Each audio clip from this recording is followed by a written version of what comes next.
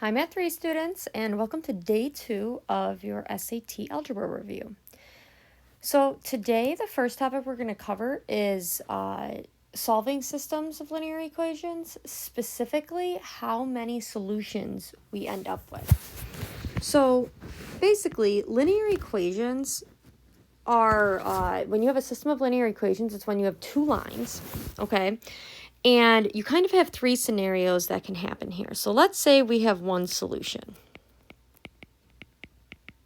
Okay, one solution is going to happen when you have two lines and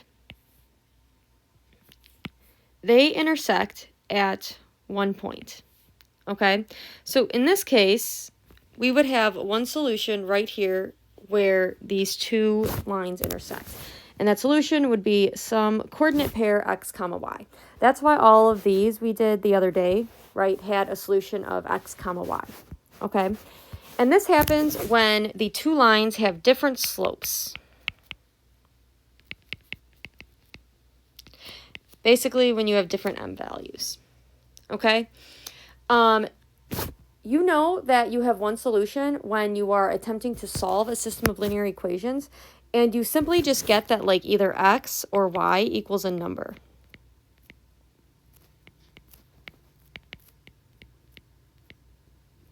All right. Now, the next type of situation we might have is a no solution situation. All right. And you get a no solution situation when you have two lines that are parallel. Okay. And these lines are never going to intersect. Okay. So we get no solution when we have two parallel lines. And these lines have to have different y-intercepts.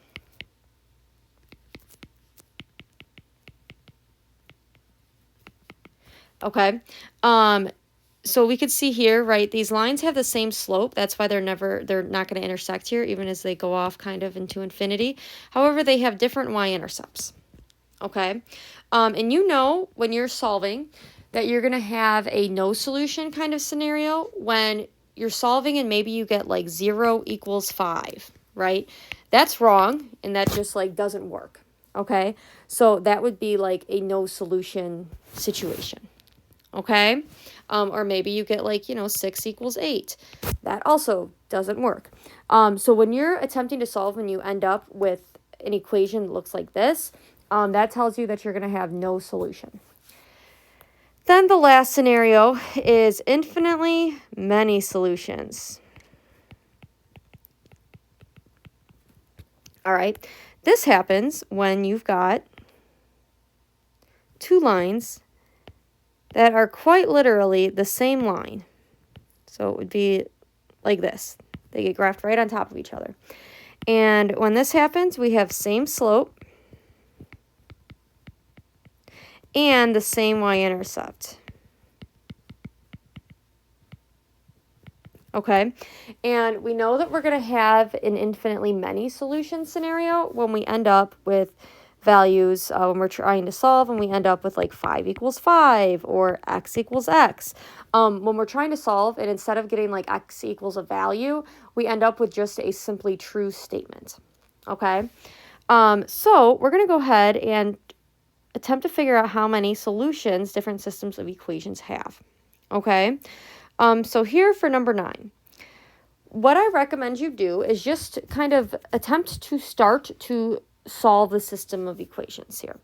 So what I can do is I'm going to attempt to use elimination, and I'm going to multiply this first row by a negative 3. So we're going to get a negative 15x minus 3y equals negative 27. All right, and the reason I chose a negative 3 is I was like, well, I'm going to try and make it so that I can cancel out my y's here. Okay.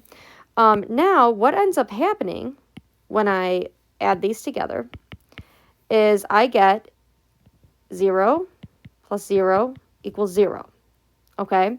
So if we have like a 0 equals 0 scenario, we can look back here, right? 0 equals 0 is a true statement, right? When we have a true statement, we simply end up with infinitely many solutions. And you can see that these guys are literally the same line, right? If let's say I had multiplied this first one by a positive 3, I would have gotten 15x plus 3y equals 27. Those are literally the same exact line, which makes sense that they would have infinitely many solutions because when you graph them, they're going to connect at an infinite number of points. All right, next one. So let's go ahead and let's multiply this first guy by, let's multiply by a negative 3. Think about what I'm going to get here when I distribute a negative 3 to this first line. I'm going to get a minus 3x minus 3y equals positive 27. So then I just go ahead and add down. These cancel, and I get negative y equals 7. So I get that y equals negative 7. So this is giving me a normal solution that we're kind of familiar with, right? So remember, if you get x equals a number or y equals a number, that just means that you're going to have one solution here. So that would be your answer there. Next, it says determine if the system of equation has no solution, infinitely many, or one solution. So what we've been doing here. So if we look, I can see that right off the bat, these 2's cancel and these y's cancel. Well, I'm left with 0 equals, and then I get 0 equals 2 here.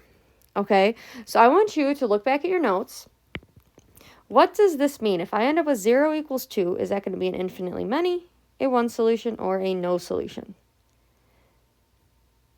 So 0 equals 2 is actually going to be a no solution because that is simply wrong. That's a false statement. All right. And what this means is that if we were to graph these two lines, they would be parallel, but they'd have different y-intercepts, meaning that they just simply would not intersect. All right. So the next thing we're going to try, it's essentially manipulating equations. This is something that's pretty common on the SAT as well. It's important that you know how to manipulate equations to kind of get them to look like how you want them to look. So here it says if 7x plus 5y equals negative 9, what would be the value of negative 4 times 7x minus 5y? Well, we know that 7x plus 5y is equal to negative 9. So literally all you have to do is replace 7x plus 5y with a negative 9. So you do negative 4 times negative 9, which is going to give me positive 36. And that's my answer. That's the value of negative 4 times 7x plus 5y. Now, a lot of people are always very tempted to actually solve for x and y in this scenario, but you don't have to do that. All right, so if ever you're kind of given a problem where they have multiple variables and you can't solve for them individually, you can see if you can just manipulate the equation to get what you want.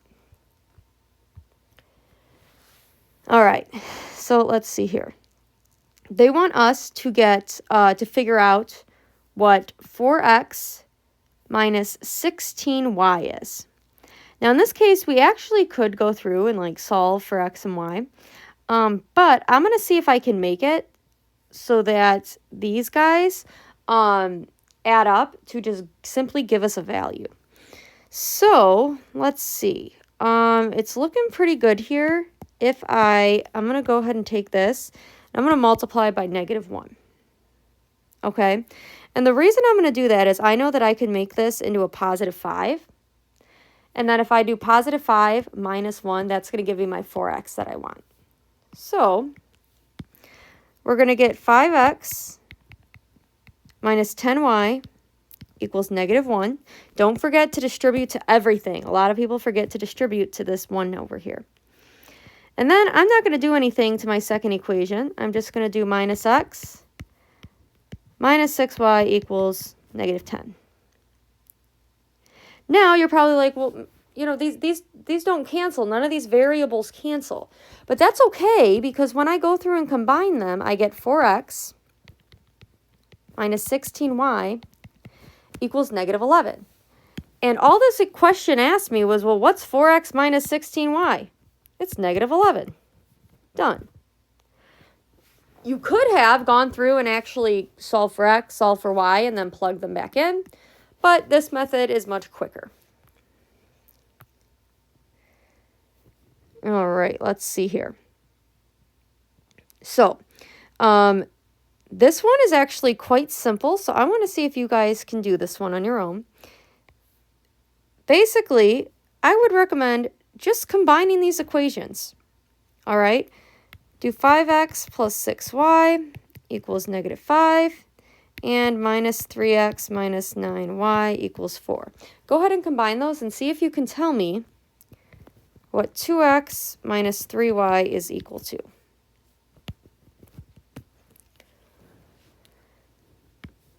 So when we go through and combine these, we get 2x minus 3y equals negative 1. Well, that's our solution here, negative 1. All right. So number 15, it says, Mackenzie is working 2 summer jobs washing cars and landscaping.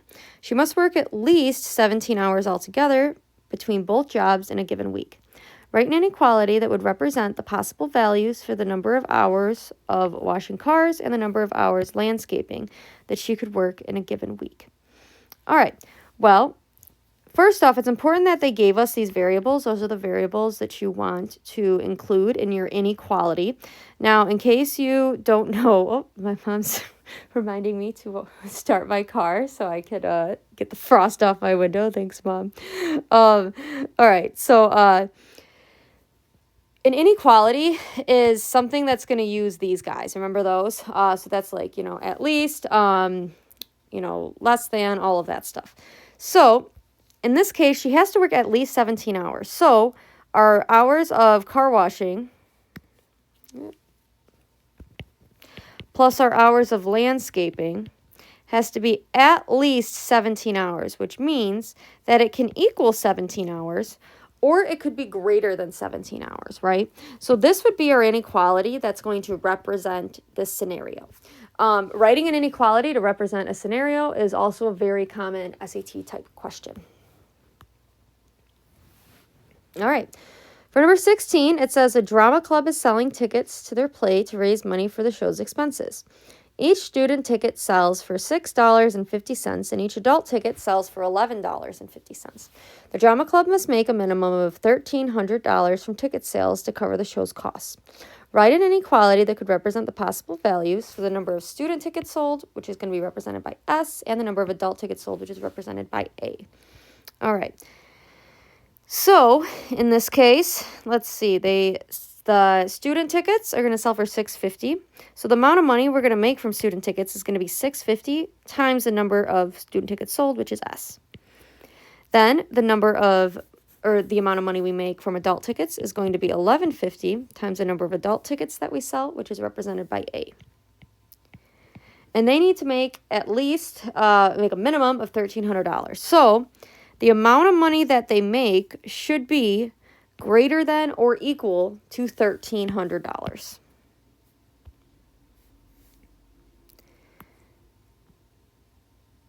All right. It says Ashley has N nickels and D dimes. She has at least $2 worth of coins altogether. Write the situation as an inequality. So first off, we have to think, okay, well, if we're going with $2, right? How much of a dollar is a nickel worth? Well, a nickel is worth 5 cents, so that can be represented by 0.05. And dimes are worth 10 cents, which can be represented by 1. Okay? So we can say 0.05 times the number of nickels plus 0.1 times my number of dimes. And they said that she has at least $2.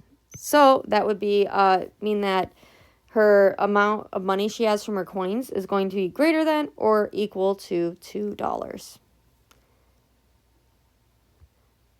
All right, so the last bit here, they're saying which inequality is true when the value of v is 16. So basically what you want to do here is you just want to take the 16 and plug it in to see where it works. So let's try A first. We get minus 16 plus 1 is greater than negative 6.5. So that's going to give us that negative 15, whoops, it's not, is greater than or equal to negative 6.5. Is that true? No. So A is false when you plug in 16, so we would not choose A because they want us to find the true one. Then we're going to go ahead and plug in to B. So we're going to do negative 16 plus 1 is greater than 6.5. Well, that doesn't work either because we get negative 15 is greater than or equal to 6.5, which also isn't true. So let's go ahead and plug into C. So we're going to do 16 plus 1 is less than 6.5. We end up with 17 is less than or equal to 6.5, which also is not true, right? Then we've got our last bit here. We're going to plug in a 16 into here. So we get negative 16 plus 1 is less than or equal to negative 6.5, which actually does end up being true because we get negative 15 is less than negative 6.5, which is a true statement, right? So D would be our correct answer here. All right, so I want you to try number 19. Go ahead and plug 20 in and see which one of these statements is true. So when you do that, let's plug it into A. We do negative 20 minus 3 is less than or equal to negative 10.5. So that gives us that negative 23 is less than or equal to negative 10.5. From this, I feel like you could circle that A is your answer, right? If you want, you could also just go show that the rest are false, right? So this one, when you plug in a 20, you're going to get negative 23 is greater than 10.5, which is false.